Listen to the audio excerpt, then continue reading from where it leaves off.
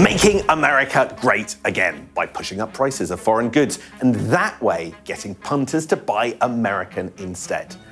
And Donald Trump does this with tariffs. Canada is retaliating on the tariffs that they are going to experience. And on Wednesday morning, the EU announced a huge package of tariffs that it will apply on American imports into the EU as they retaliate against Donald Trump's tariffs on them. Such a decision by the Trump administration is entirely unjustified. This is against the spirit of our two nations' enduring friendship and fundamentally at odds with the benefits that our economic partnership has delivered over more than 70 years. Tensions in the international space are worsening, with President Donald Trump losing it after Europe and Canada retaliated. Trump started his administration by imposing tariffs on Canada, but that was not the end. Just recently, Trump announced tariffs that affect the entire world, and Europe could not sit by. Could this escalating tariff war trigger a full-blown global economic crisis, reshaping alliances and disrupting the international order as we know it? Let's find out. Trump's tariffs on Canada are met with retaliation. First, if the president does choose to implement any tariffs against Canada, we're ready with a response. A purposeful, forceful, but reasonable, immediate response. That if tariffs are implemented against Canada, we will respond. We won't relent until tariffs are removed, and of course, everything is on the table. While running for president, Trump once said that tariffs were the most beautiful thing in the world. Now that he's in this position, he started by imposing 25% tariffs on Canadian goods and another 10% on energy exports from Canada. According to Trump, the tariffs were imposed in response to national security concerns. Trump thinks that Canada is contributing to the flow of fentanyl and illegal immigration into the U.S., even if former Prime Minister Trudeau implemented measures to increase border security. Trump's decisions to impose heavy tariffs on Canada placed a strain on the world's most comprehensive trading relationship. They are each other's largest trading partners, with $2.5 billion worth of goods and services crossing the border daily. Canada was not willing to be bullied and immediately responded with retaliatory tariffs.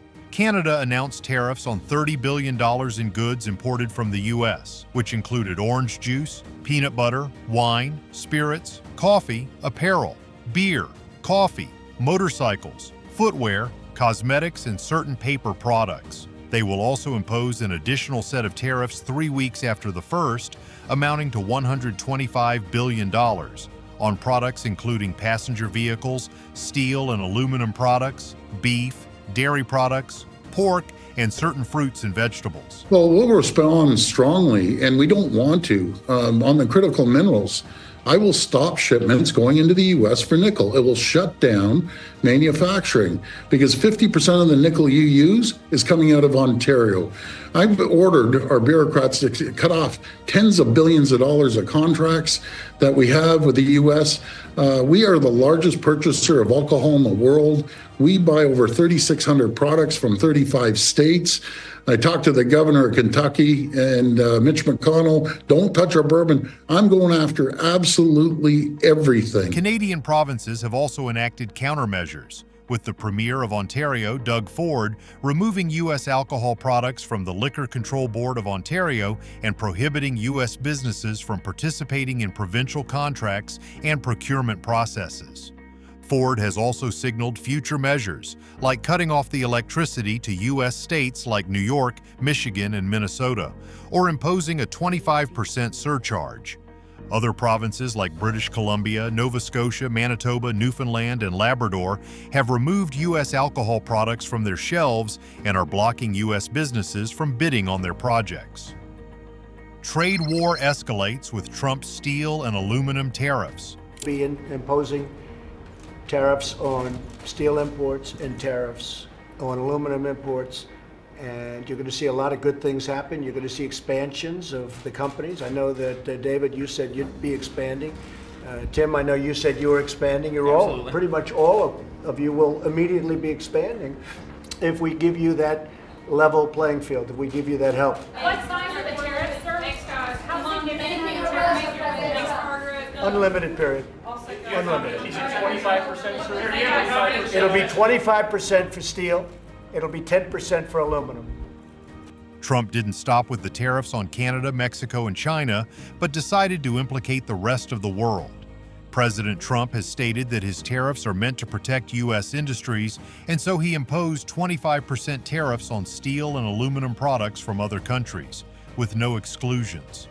Once this was announced, it escalated tensions between the U.S. and its trading partners. It also sparked chaos, with the stock market declining and different recession fears. Worldwide, steel and aluminum industries are expected to be badly affected by these tariffs. Trump's tariffs drew immediate retaliation from Canada and the European Union. Canada is the biggest foreign supplier of steel and aluminum to the U.S. and announced 25% retaliatory tariffs on goods including steel, aluminum, computers, sports equipment, and other products worth 29.8 billion Canadian dollars. Trump's new tariffs on steel and aluminum did not only affect Canada but other countries, causing the European Union to finally step in. EU threatens massive retaliatory tariffs.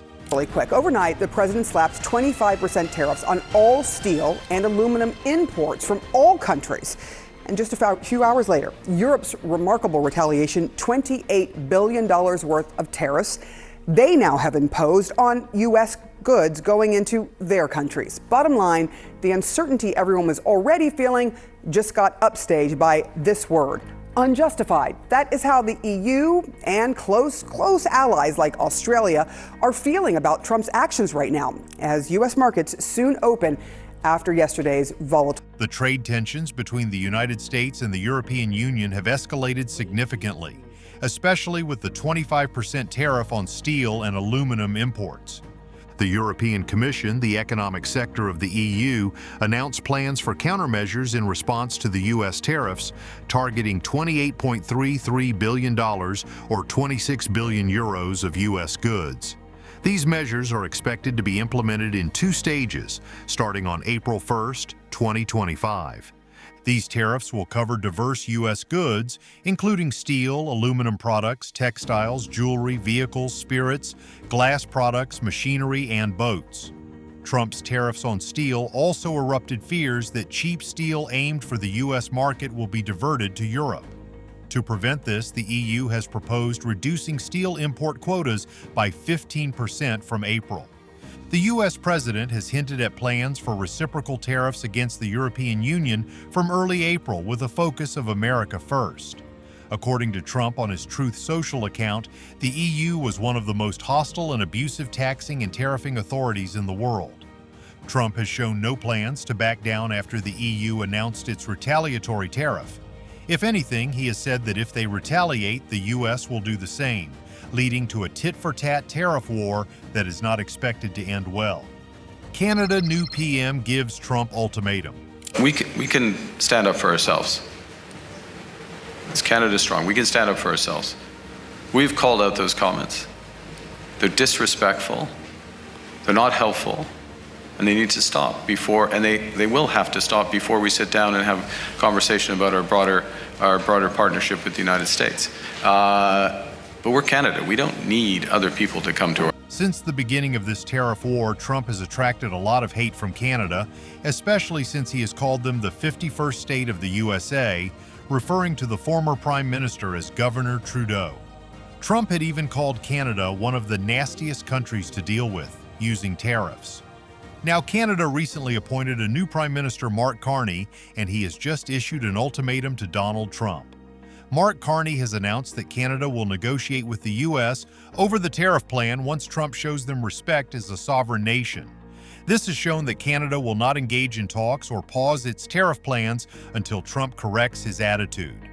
What are they making up there of the overtures and sort of trolling to Canada about being a part of the United States? Well, I mean, the bottom line is not going to happen.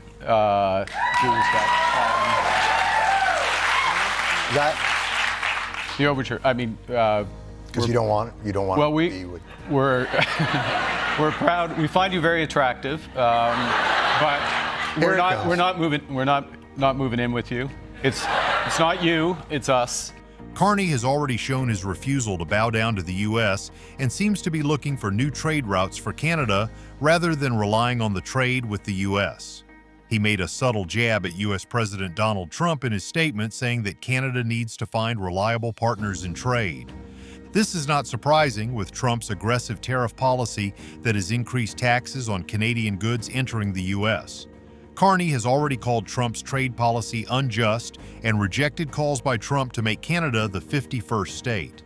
Trump's tariffs have led to a trade war between the two countries, and now everyone is wondering what their future relationship will be like. Canadians boycott American and avoid U.S. travels. What do you think the end game of all this is? Just to cause chaos, that's what I think.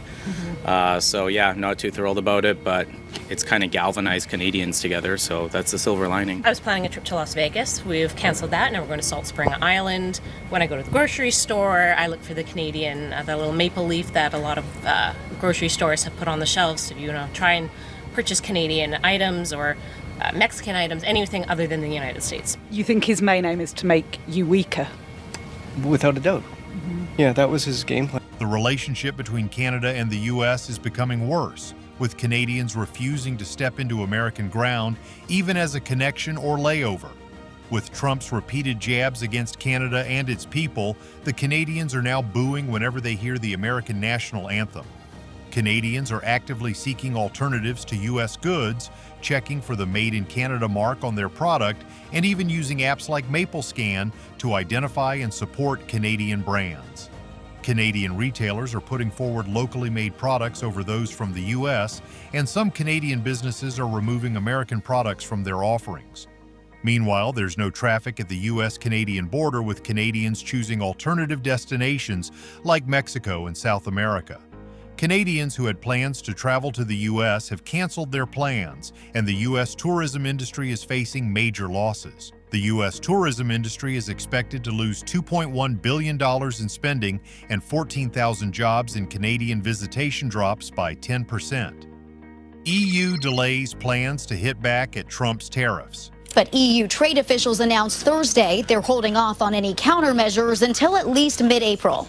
This would also give us extra time for negotiations with our American partners to try to find a mutually agreeable solution. As Canada continues to hit back against the U.S., the European Union is making similar moves but dealing with heavy threats from Trump. The EU has delayed its plans to hit back at Trump's steel and aluminum tariffs until the middle of April.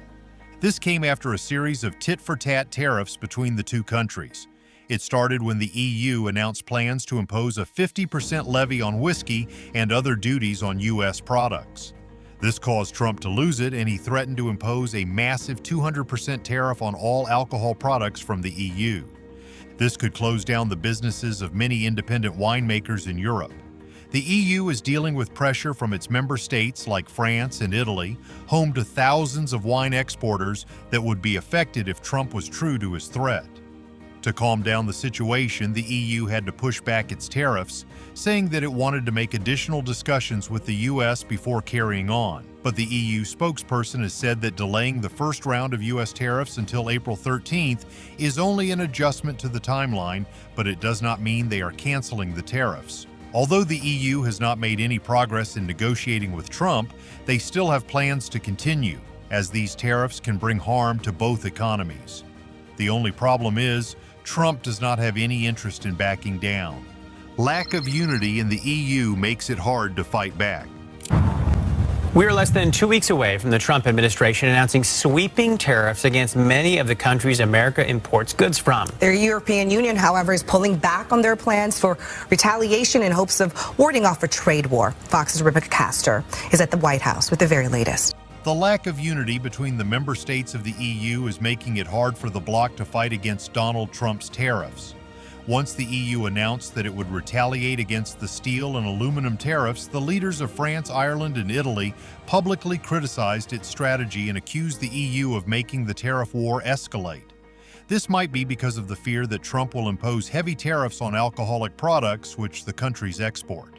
The Italian Prime Minister, Giorgia Meloni, is now warning against what she called a vicious circle of trade escalation. Meanwhile, the French Prime Minister has accused the EU of hitting the wrong targets. Ireland's leader has also criticized the EU for using the same retaliatory tariffs from the first trade fight in Trump's first term. These countries are worried about their economies, as France, Italy, Spain, Ireland, and the Netherlands are the EU countries that export the most alcohol to the U.S. Political analysts are saying that the EU's unity against Trump is crumbling, as each country is worried about how it would harm their domestic economy. It would be tough for the EU to use retaliatory tariffs against the U.S. while keeping every member state on board. UK struggles to sit out of the tariff war. Of free and open trade. But our response to this is a pragmatic one, and it's to continue negotiating rapidly for an economic agreement with the US with the potential to eliminate additional tariffs, because we know that's in the best interest of UK businesses. And that's the kind of cool-headed, pragmatic approach that we're going to continue, where we engage closely and productively with the US. The UK is dealing with a delicate position between the United States and the EU ever since the US imposed tariffs on steel and aluminum imports. The UK steel industry bosses are worried about their business, as US customers are already canceling orders due to the tariffs. Business owners are saying that their customers are spooked by Trump's tariffs and are expecting to lose further orders in the future. But despite these challenges, the UK has opted against swift retaliation against Trump. Instead, the UK is now negotiating a trade agreement with the US, trying to prevent the imposition of tariffs on UK imports. The US has also been pressuring the UK to eliminate its digital services tax, which targets major tech companies, but the UK has been resisting. The UK's decision to avoid retaliating against Trump shows its position to sit out of the tariff war, but this would be difficult. But political analysts are saying that the UK's decision is logical because retaliatory tariffs might not affect the US. The UK only makes up 4% of US exports, much smaller than Canada and the EU. Trump's losing it, according to cabinet members. Yeah, I think chaos is a big part of Trump's strategy. There's a term that applies to what the Trump administration is doing: weaponized uncertainty. Or another possibility is Trump just likes the attention, just likes the drama. I don't think there's a genuine economic strategy behind. Trump's team has revealed that he would be imposing tariffs on all countries, depending on their trading levels with the U.S. His team has announced that they are preparing to impose new tariffs on most imports on April 2nd, and this is expected to escalate global economic tensions. But some analysts are asking, what does Trump really want, and why is he losing it over tariffs? According to some of his cabinet defenders, Trump is angry, emotional, and acting erratically. His Commerce Secretary, Howard Lutnick, revealed that Trump is actually surprised that the trade war he launched against his closest allies, Canada and the EU, is suddenly blowing up in his face. Trump's erratic behavior has been affecting markets as he has paused or gone back on his decisions concerning tariffs multiple times. This has made his decisions very unpredictable, and no country knows what to expect next from him. But the irony of everything is that Trump is picking a fight with America's closest neighbors, using superficial reasons like blaming Canada for fentanyl smuggling and trying to protect America's industries. But now that Europe and Canada are hitting back, Trump is actually mad, throwing threats of more tariffs and annexation of their territories. In this cycle of tariffs, there's no telling who can actually win at the end of the day. So tariffs create unnecessary economic disruption and drive inflation. They are hurtful to all sides. That from the European Union. As a spokesman said, the EU will respond firmly to the US or any trading partner that unfairly or arbitrarily imposes tariffs on EU goods. We have made a decision. We'll be announcing it very soon, and it'll be 25%, generally speaking, and that'll be on cars and all other things. And European Union is a different case than Canada, different kind of case. They've really taken advantage of us in a different way. The unthinkable just happened. America's tariff gamble has officially backfired. In a shocking turn, the European Union slashed U.S. imports to zero, sending a seismic shock through global trade. What started as a bold move to pressure Europe has left American industries scrambling, with businesses facing massive losses and supply chains on the brink of collapse. Could this be the moment that weakens the U.S. economy? Has Washington just handed over its trade dominance on a silver platter? Join us today as we break it all down. But before diving in, like this video and subscribe for more insights on the latest geopolitical updates. 25% tariffs on EU to be announced. The tariffs, as you know, it'll start a week earlier than the reciprocal, which is going to be on a couple of weeks earlier. Reciprocal tariffs start on April 2nd. And I wanted to make it April 1st, but I didn't want to go April Fool's. U.S. President Donald Trump has declared his intent to unleash a crippling 25% tariff on goods from the European Union, accusing the bloc of being designed to sabotage the United States. We'll be announcing it very soon, Trump warned, standing before his cabinet. It'll be 25% across the board, on cars and everything else. The European Union wasted no time firing back, vowing to hit back firmly and immediately against what it denounced as unjustified tariffs. Trump's remarks ignited a firestorm of speculation about his broader trade agenda. Uncertainty spread as he hinted at a possible last-minute delay in tariffs set to hit Mexico and Canada on March 4th. However, a senior administration official later reaffirmed the deadline, emphasizing that Trump would assess Mexico and Canada's border security efforts before making a final call. Yet it was Europe that remained in his crosshairs. On Wednesday, Trump doubled down on his fiery rhetoric, condemning the EU's trade policies as a deliberate effort to undercut American industry. And we accept everything of them, and we have about a $300 billion deficit with the European Union. Now, I love the countries of Europe. The European Union was formed to screw the United States. That's its purpose, and they've done a damn good job of it, he declared. But now I'm president. The EU swiftly rejected Trump's incendiary claims, insisting that its regional market had benefited American businesses by making trade within Europe more accessible than ever. It has been a boon for the United States, a spokesperson for the Commission said. We're ready to partner if you play by the rules, but we will also protect our consumers and businesses at every turn. They expect no less from us. Tonight in Hampton, the NAACP is hosting an event at 6:30 at Bethel AME Church to discuss concerns about these. Whatever they tariff us, other countries, we will tariff them. That's reciprocal, back and forth. But tariffs are a powerful tax on imports, imposed by the government and ultimately shouldered by the companies bringing in foreign goods. President Trump has fiercely championed these levies, vowing to use them as a weapon to revitalize American manufacturing, generate revenue, and pressure foreign nations into submission on policies he deems unacceptable. However, alarm bells are ringing over the potential consequences, with experts warning that these aggressive measures could stoke inflation.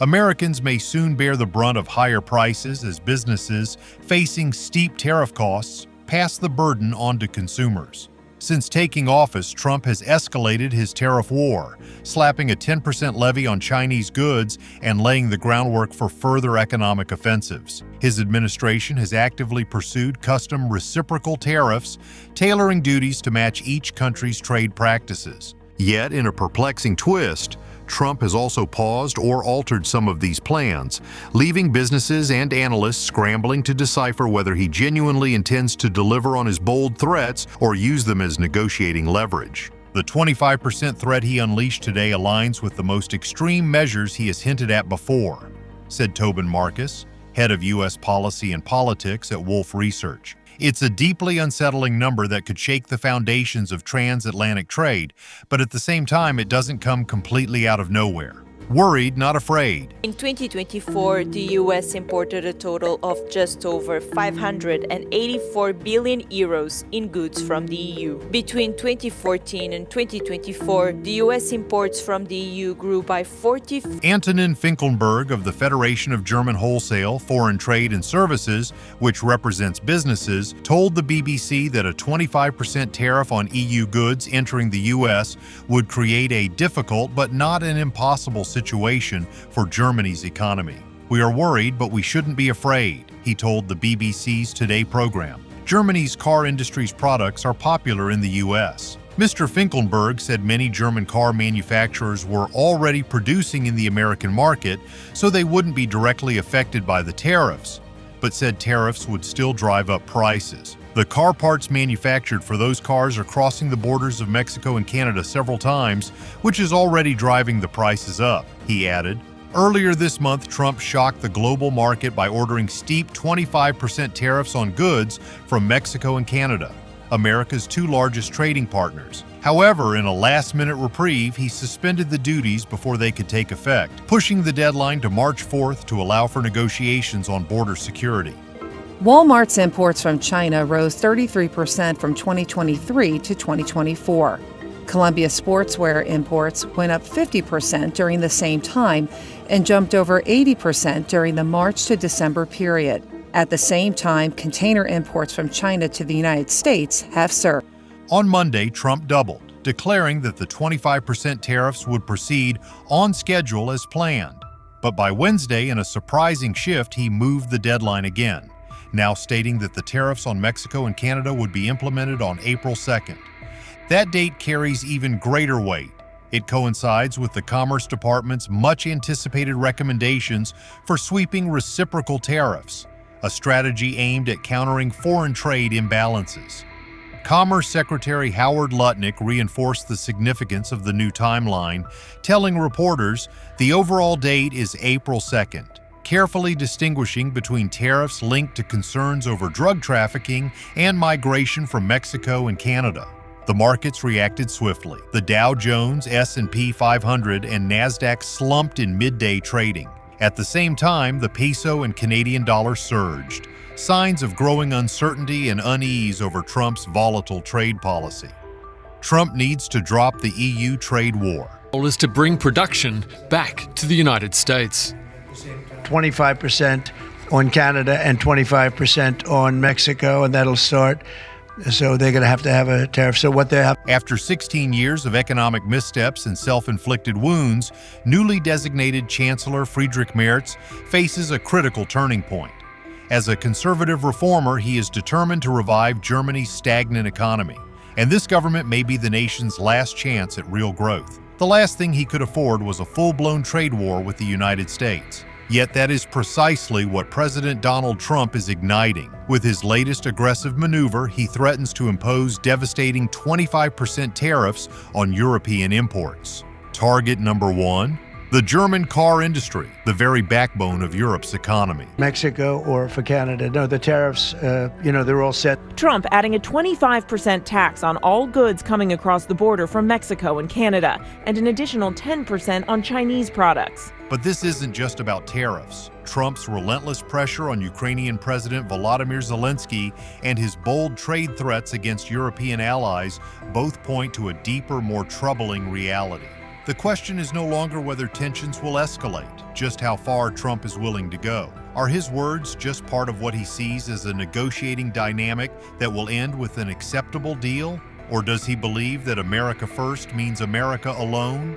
Longtime allies pushed aside? You don't have the cards, he lectured Zelensky. On trade, however, Germany and other Western economies do have cards, ones it would be a terrible setback if they had to play. The current trade relationship between the U.S. and Europe is deeply unbalanced, tilted against the American people. This must change, and it can, but not through a reckless, tit-for-tat escalation of tariffs. The path forward lies in lowering tariffs and striving for a fair, symmetrical trade system.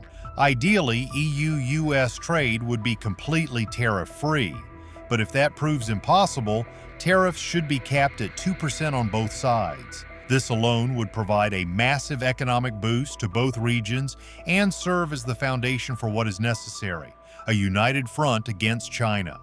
Since joining the World Trade Organization in 2001, China has manipulated global trade to fuel its meteoric rise, exploiting the system to become the world's second-largest economy. Back then, China accounted for a mere 3.9% of global GDP. Today, that figure has soared to 18.3%. Meanwhile, the U.S. share has shrunk from 31.4% to 24.2%, and the EU's from 21.9% to 17.8%. How did this happen? Asymmetric trade rules. When China entered the WTO, it was classified as a developing country. It was granted privileges, subsidies, and exemptions that others were denied. The result? China thrived while fair competition suffered. A US-EU trade war, a clash between the world's first and third largest economies, would be disastrous. It wouldn't just shatter Chancellor Merz's hopes for economic revival or weaken Europe. It would also drive up U.S. inflation, squeeze the American middle class, and ultimately backfire on the Trump administration. Most importantly, it would give China the most significant advantage of all. And that would be the ultimate irony. Because China, not Europe, is the real threat here. A solution exists. Instead of escalating economic warfare, the US and Germany must do the opposite.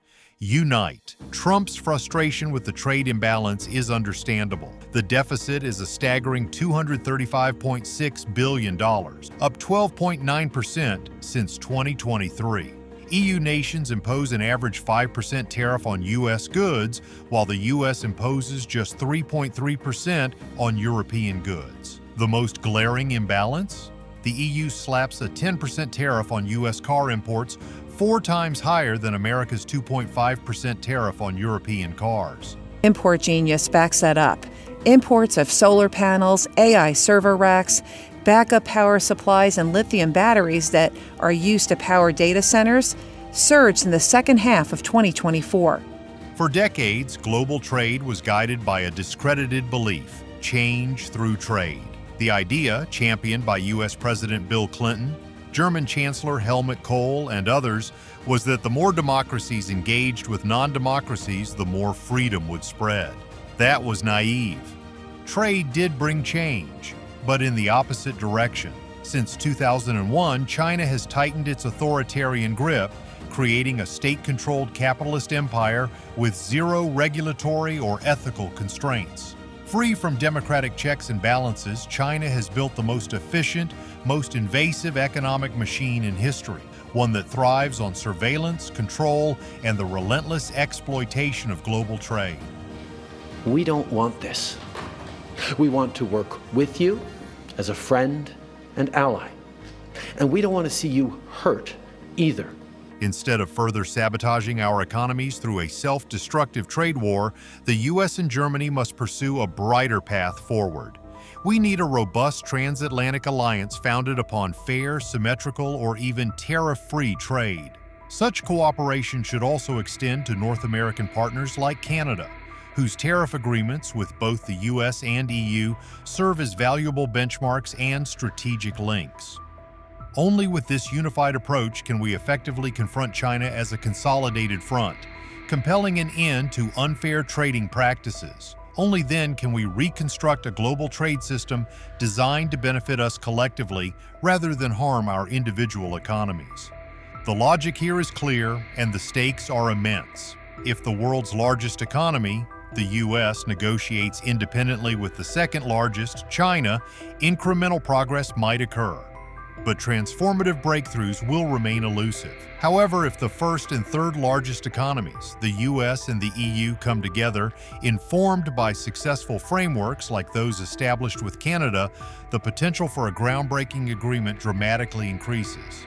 It's simply common sense. It is a surprising comment considering the contribution of Canada to the Five Eyes Alliance, not only today, but also in the past, and I would even say in the future. A united front would represent a staggering $48.6 trillion in economic power rather than just $29.2 trillion US or $19.4 trillion EU individually. Instead of speaking for 300 million people, the US could speak for 800 million.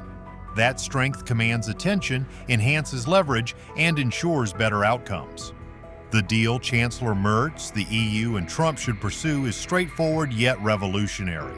Lower tariffs to zero, or at least to a fair 2% average on both sides, and forge a joint transatlantic strategy on China. This new alliance wouldn't just fortify Western economies, but shift the balance of power. China, the real adversary, would no longer be able to exploit a divided West. It's a win-win. On the other hand, a trade war between allies isn't just unnecessary, it's self-inflicted economic sabotage. It would be a lose-lose in every conceivable way.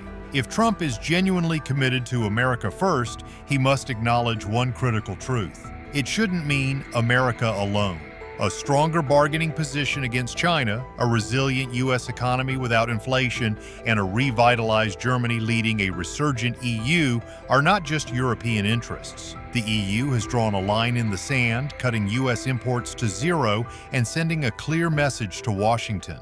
But is this a strategic masterstroke that will strengthen Europe's economy, or a high-stakes gamble that could backfire? Let us know your thoughts in the comments. If you enjoyed this video, don't forget to like and subscribe.